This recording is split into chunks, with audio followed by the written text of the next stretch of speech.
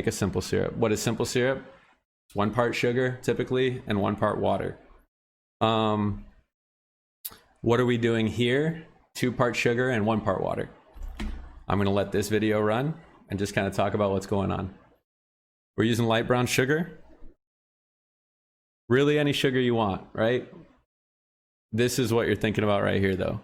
The light brown sugar, you grab Demerara sugar, grab Turbinado sugar. Any of these are in the brown kind of family and they'll work great for this drink. We were talking a little bit earlier about, you know, we can measure this in this mixing cup, in this measuring cup, about 2 cups. We can also measure it with a digital scale if we wanted that exact number and exactly perfect on the measurement. We can do it that way too. We're at home, we're not going to make things crazy. 2 cups of sugar. After the 2 cups of sugar, notice that no heat's going on right now. We just got the sugar in the pot.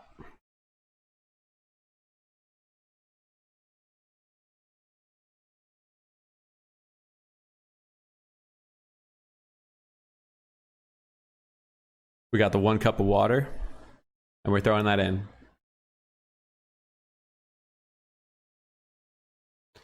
It's as simple as just, you know, merging those 2 parts together without shaking it. Well, you could shake it if you really wanted to, but you're just going to add some heat, kind of get this slurry going on.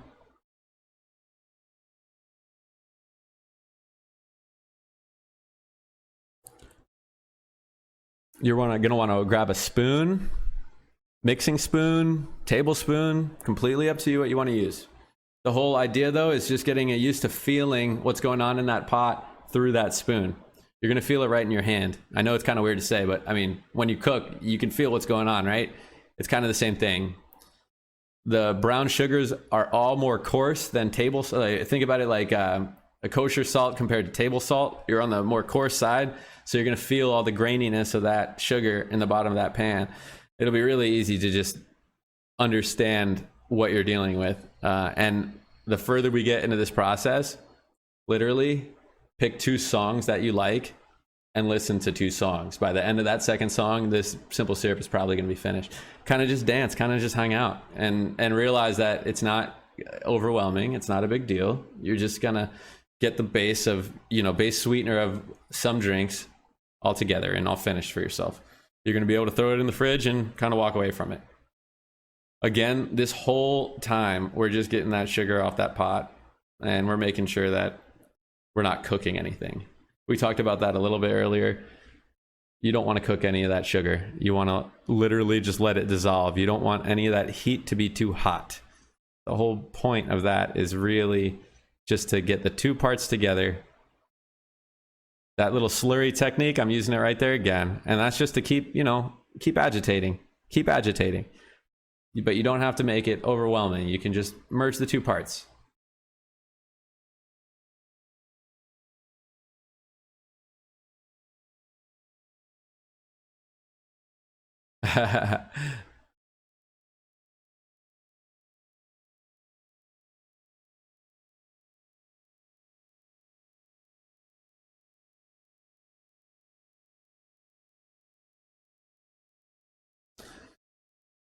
Again, it's not rocket science, right? I turn up the heat a little bit just to make sure that we're doing what we got to do. We're diluting.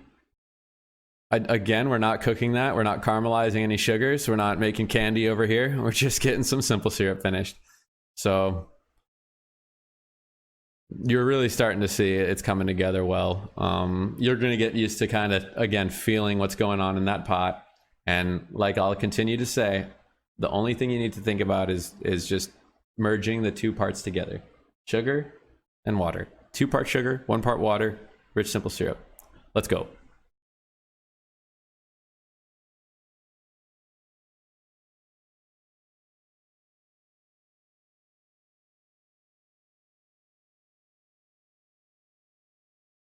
What up, TK Poison? Thanks for stopping by, bud.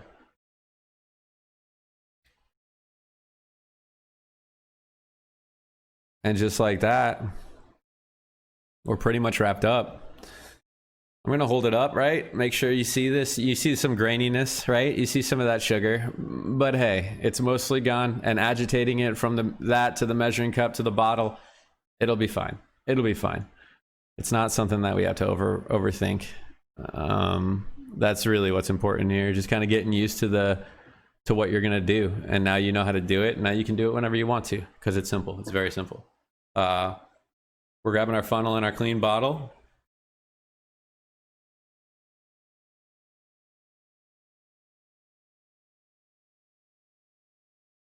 I always use metal tins for that reason. Much lower thermal energy compared to a mixing glass. Now, I've never been a fan of the metal tins, I gotta be honest with you.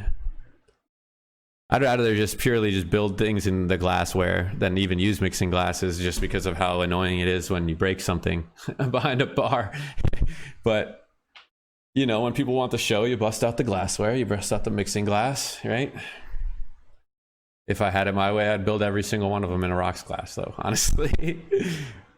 Maybe just to break down that wall with the guests, too. Let them know, man, you can do this at home, my friend. Yeah, you can do this at home, right? They don't call it simple syrup for no reason. That's it, right? Label and date that bad boy. And you got your rich simple syrup. It really is as easy as that. And I don't know. I don't need to show that video again, I think. I really hope that, you know, you can check these videos out, right, in my replays, but also I think I'm just going to have that YouTube channel going. So just look for my stuff, right? But if you ever need to revisit those videos, I'll make sure that there's a place where you can get that on the internet, and it'll be available to you. I don't want to charge you for any of this knowledge. I think it's something that's important for everyone to know. Two of the people that I've taught a lot of things to are going to be in the chat on a regular basis. And I know there are other barbacks out there that will watch this channel too, because they're in the 51 followers that we have so far. So it really is just a small community, and I love each and every one of you. And I thank you for stopping by and checking out what the cocktail streams are going to be like.